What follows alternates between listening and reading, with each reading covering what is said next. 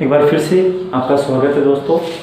तो विद्यार्थियों, last class में आपने पढ़ा था और लास्ट क्लास में आपने ये पढ़ा था फॉर्मल रिप्लाई एक्सेप्टिंग, और ये आंसर मैंने आपको पढ़ाया था मिस्टर राधेश्याम गुप्ता जो मिस्टर सतीश चौधरी को धन्यवाद देता है, जो उसके भाई की मैरिज सेरेमनी में इनवाइट किया था इसलिए उसको धन्यवाद दिया, और दिन दिनांक समय स्थान ये था और स्वीकार कर दिया था। दोस्तों एक तो ये तरीका ये है जो सिंपल एकदम, कोई दिक्कत नहीं है इसको करने में, आप आसानी से इस तरीके से आप कर सकते हो। और थोड़ा सा और अट्रैक्टिव करने के लिए देखो किस तरीके से लिख सकते हैं हम इसी आंसर को और थोड़ा अट्रैक्टिव लिखते हैं। देखो कैसे,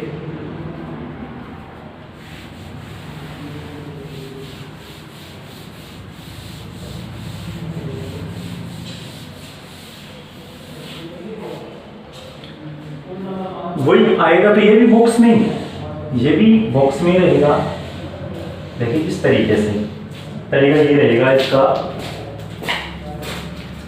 और देखो इसमें किस तरीके से थोड़ा अट्रैक्टिव तरीका बनाते हैं। सबसे पहले लिखेंगे अपना स्वयं का ही नाम, और अपना नाम क्या था इसमें, मिस्टर राधेश्याम गुप्ता। तो ऊपर लिखते हैं मिस्टर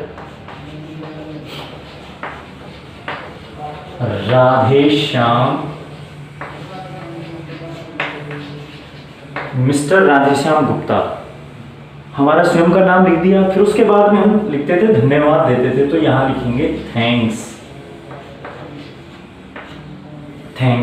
देखो थोड़ा अट्रैक्टिव बनाते हैं इसको। और किसको धन्यवाद देंगे, जिसने हमें इनवाइट किया है उसको धन्यवाद देंगे, और उसका नाम था मिस्टर सतीश चौधरी। मिस्टर सतीश चौधरी क्यों, for his kind invitation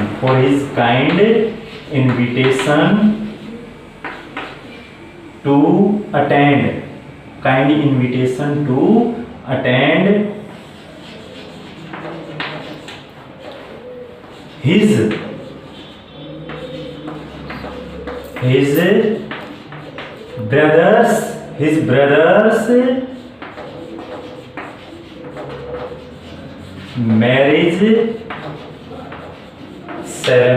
his brother's marriage ceremony। अब डे एंड डेट लिख देते हैं,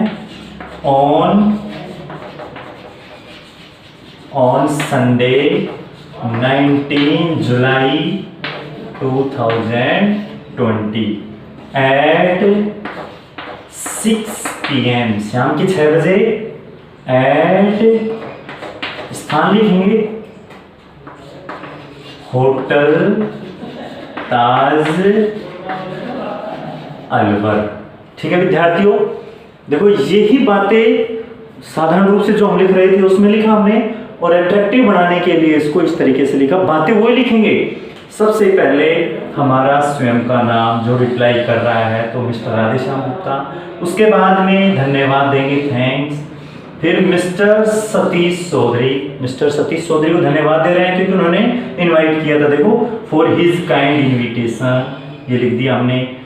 to attend his brother's marriage ceremony, ये है प्रोग्राम का नाम है, ये कार्यक्रम का नाम है। उसके बाद में हम ऑन लिखकर दिन और दिनांक लिखेंगे, और एट लिखकर समय लिखेंगे, और एट लिखकर स्थान लिखेंगे। तो देखो मिस्टर राधेश्याम गुप्ता मिस्टर सतीश चौधरी को धन्यवाद देता है, क्योंकि उसने इनवाइट किया है, किस लिए, उसके भाई की शादी समारोह में। अब शादी समारोह कब है, संडे 19 जुलाई को है। कब है, शाम के 6 बजे, और कहाँ है, होटल ताज अलवर, ये है। अभी हमने इसमें ना तो स्वीकार किया और ना ही मना किया, तो हम स्वीकार करेंगे, और स्वीकार करने वाली जो लाइन लिख रहे थे वही लिखेंगे, he feels great pleasure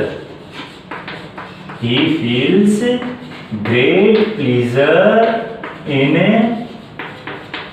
accepting, इसको बॉक्स में रखना है, accepting the इनविटेशन को स्वीकार करके उन्हें बड़ी प्रसन्नता महसूस हुई। ऐसा लिखेंगे। उसमें भी ऐसा लिख रहे थे, लेकिन इसको थोड़ा अट्रैक्टिव बना दिया, थोड़ा सा लेंथी बन गया, ये लंबाई में बढ़ गया है। और एक लाइन और लिखा था हमने, ही विल